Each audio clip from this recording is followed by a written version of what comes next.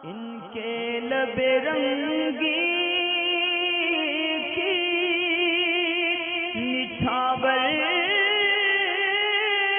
थी कि जिसने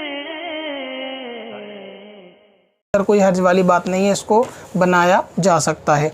अच्छा, इसी तरीके से जो है वो 40वें या तीजे के ताल्लुक़ से भी है।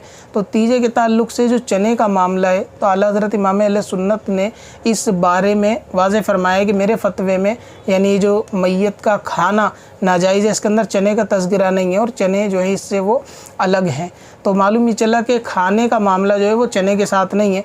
जो चने होते हैं उसको खाना एक तो उर्फ़ आम में तक़सीम भी नहीं किया जाता, उसको इसाले सवाब के लिए बांटा जाता है। उसके ऊपर कलमा शरीफ की याद दहानी के लिए हों या दीगर इसाले सवाब के लिए हों, तो उसके खाने में या बांटने में शरन कोई हर्ज नहीं है, जो कि इसाले सवाब के लिए होता है तीजे में।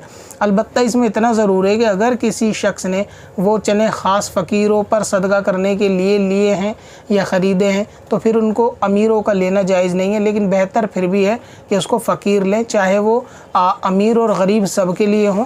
तो इसलिए उन सब को जो है वो चने या तीजे के इसाले सवाब के अंदर जो चीज़ शीरनी बांटी जाती है उसमें खाना शरन जो है वो बिल्कुल जायज़ है।